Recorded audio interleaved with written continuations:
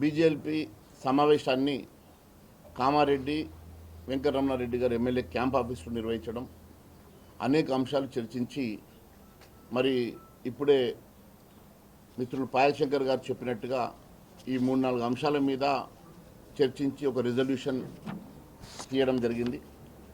ఇప్పుడు ఈ రాష్ట్రంలో లా అండ్ ఆర్డర్ పూర్తిగా వైఫల్యం చెందినని, అదే మాదిరిగా మరి రైతుల్ని ఆదుకోవాలని రైతు బీమా పథకాన్ని ప్రవేశపెట్టిన అంశం మీద, మరి అదే మాదిరిగా హైడ్రా అంశంలో కూడా నిర్వాసితుల్ని ఇబ్బంది పెడుతున్నటువంటి రాష్ట్ర ప్రభుత్వము మరి పూర్తిగా అన్ని అంశాలలో వైఫల్యం చెందిన అంశాల మీద చర్చించడం జరిగింది. మరి ముఖ్యంగా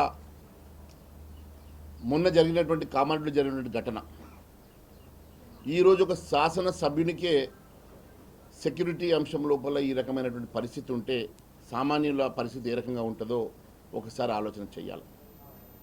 ఈరోజు వెంకటరమణారెడ్డి గారి మీద కక్ష సాధింపుతో మరి వారి మీద జరిగినటువంటి దాడి, కామారెడ్డిలో వారు రేవంత్ రెడ్డి గారిని ఓడించి ఎమ్మెల్యేగా గెలుపొందారు. మరి ఈ ప్రాంతంలో వారికి సెక్యూరిటీ ప్రొవైడ్ చేయకుండా కాంగ్రెస్ గుండాలు వారి మీద దాడి యత్నం చేయడం, మరి దాడి యత్నం చేసినటువంటి వ్యక్తుల మీద, కాన్స్పిరసీ ఉన్నటువంటి వ్యక్తుల మీద కేసులు పెట్టకుండా మరి 5 భారతీయ జనతా పార్టీ నాయకుల్ని, కార్యకర్తలను అరెస్ట్ చేసి రిమాండ్ చేసి మిగిలిన 3 మీద కేసులు చేసినటువంటి ఈ ప్రభుత్వం ఇది కక్ష సాధింపు కాదని అడుగుతా ఉన్నాం. ఈరోజు ఇక్కడే కాదు, బాన్స్వాడలో జరిగినటువంటి సంఘటన, నాగర్ కర్నూలు జరిగినటువంటి సంఘటన చూస్తూ ఉంటే ఈ రాష్ట్రంలో పూర్తిగా లా అండ్ ఆర్డర్ గతి తప్పింది.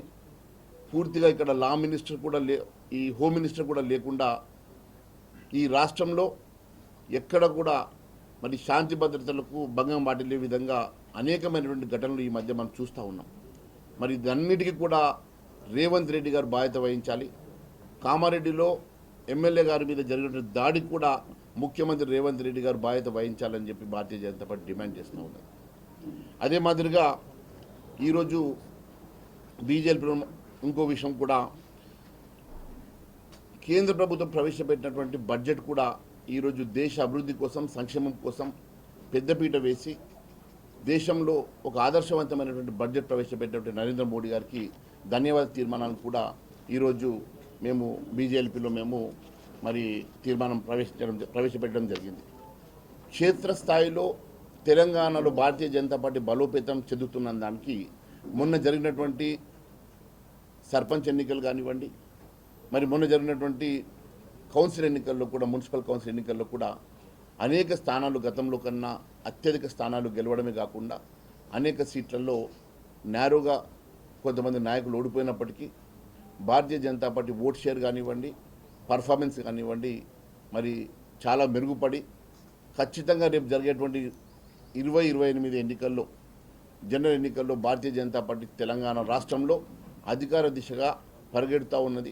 ఖచ్చితంగా రేపు తెలంగాణ ప్రజలు భారతీయ జనతా పార్టీని ఆశీర్వదించడానికి సిద్ధంగా ఉన్నారు. మరి భారతీయ జనతా పార్టీ కూడా మరి అదే దిశలో ప్రయాణిస్తూ ఉన్నదని చెప్పి నేను తెలియజేస్తూ ఉన్నాం. అంతేకాకుండా ఈరోజు ఒకవైపు వెంకటరమణారెడ్డి గారిపై దాడి, మరోవైపు ఇక్కడికి మేము పరామర్శించడానికి, వారిని కలవడానికి వస్తామంటే 2 రోజుల పాటు మా ఎమ్మెల్యేలని, ముఖ్యంగా మా రాష్ట్ర అధ్యక్షుడు రామచంద్రరావు గారిని ప్లస్ నన్ను, నాతో పాటు మా ఎమ్మెల్యేని, ఎంపీని కూడా హౌస్ అరెస్ట్ చేసి 48 గంటల పాటు మమ్మల్ని ఇంటి నుంచి బయటకు వెళ్లకుండా మరి పోలీస్ ప్రహార పెట్టేసి మమ్మల్ని హౌస్ అరెస్ట్ చేయడం ఇది దారుణం. గతంలో ఎప్పుడు ఇలాంటి మరి అంశం చూడలేదు. హౌస్ అరెస్ట్ అంటే ఒక 4-5 గంటలు, 5-6 గంటలు హౌస్ అరెస్ట్ చేసి సాయంత్రం 4 గంటలకు వదిలేసేవారు. కానీ అలా కాకుండా 2 రోజులు కంటిన్యూస్గా మమ్మల్ని మరి గృహ నిర్బంధంలో పెట్టి మమ్మల్ని బయటకు వెళ్లకుండా మమ్మల్ని ఇబ్బంది పెట్టినటువంటి రాష్ట్ర ప్రభుత్వము కేవలం చేసిన తప్పిదాలను కప్పిపుచ్చుకోవడానికి వారు ఈ రకమైనటువంటి ఎదురుదాడి చేసేటువంటి ప్రయత్నం చేస్తూ ఉన్నారు. ప్రజలు గమనిస్తూ ఉన్నారనే సంగతి తెలియజేస్తూ ఉన్నాను. ఎందుకంటే ఇచ్చిన హామీలు నెరవేర్చలేని ప్రభుత్వం, ప్రజల్ని మోసం చేసి అనేకమైనటువంటి హామీలు ఇచ్చి గద్దెనెక్కినటువంటి రాష్ట్ర ప్రభుత్వం పూర్తిగా వైఫల్యం చెంది ఈరోజు ప్రజలకు సమాధానం చెప్పుకోలేనటువంటి పరిస్థితుల్లో ఎదురుదాడికి పాల్పడుతూ ఉన్నది. మరి ఈ రకమైనటువంటి మరి ప్రజలు గమనిస్తూ ఉన్నారు ఏ రకమైనటువంటి ఎదురుదాడిని. 6 గ్యారంటీలకు చట్టబద్ధత కల్పిస్తా అని చెప్పినటువంటి రేవంత్ రెడ్డి గారు ఈరోజు 6 గ్యారంటీలకు చట్టబద్ధత కాదు కదా, ఇచ్చినటువంటి హామీలు కూడా నెరవేర్చలేనటువంటి పరిస్థితిలో ఈరోజు రాష్ట్రం దివాలా తీసే పరిస్థితిలో నడిపిస్తున్నటువంటి ప్రజలు గమనిస్తూ ఉన్నారు. మేము ఒకటే అడుగుతూ ఉన్నాం, మీరు ఇచ్చిన హామీలు నెరవేర్చినప్పుడు మీకు అధికారంలో ఉండేటువంటి కనీస నైతిక బాధ్యత మీ మీద ఉన్నదా?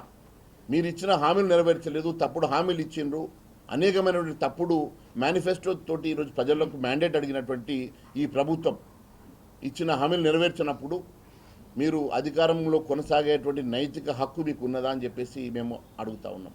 మరి అదేవిధంగా రాష్ట్రంలో హోంశాఖ ఈరోజు రేవంత్ రెడ్డి గారి చేతిలో ఉన్నదా, లేకుంటే ఓవైసీ బ్రదర్స్ చేతిలో ఉన్నదా? ఈరోజు ప్రజలకు అనుమానాలు వస్తూ ఉన్నాయి. బాన్సువాడలో జరిగినటువంటి సంఘటనలో ఒక ముస్లిం మైనార్టీ యువకుడు ఒక హిందూ అమ్మాయి మీద అసభ్యంగా ప్రవర్తించి మరి ఆయనను అరెస్ట్ చేయమని చెప్పేసి భారతీయ జనతా పార్టీ కార్యకర్తలు అడిగినందుకు భారతీయ జనతా పార్టీ కార్యకర్తలను అరెస్ట్ చేశారు తప్ప ఇప్పటి వరకు ఆయన మీద కేసు నమోదు చేయలేదు. ఆయనను ఈరోజు మరి అరెస్ట్ చేసినట్టు చేసి వదిలేశారు.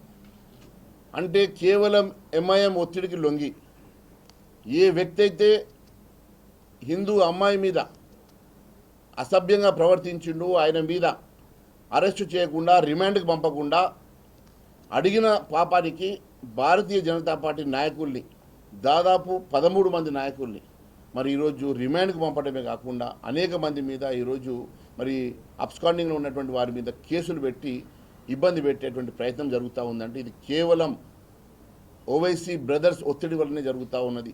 ఈరోజు ఓవైసీ బ్రదర్స్ చెప్తా ఉన్నట్టుగానే స్టీరింగ్ మా చేతిలో ఉందని వారు ఎట్టయితే చెప్తా ఉన్నారో అదే మాదిరిగా ఈరోజు కాంగ్రెస్ పార్టీ హోంశాఖను పూర్తిగా ఓవైసీ బ్రదర్స్కి అప్పచెప్పి ఈరోజు నిష్ఠూరంగా ఉన్నటువంటి ముఖ్యమంత్రి రేవంత్ రెడ్డి గారు దీనికి సమాధానం చెప్పాలని అడుగుతా ఉన్నాం.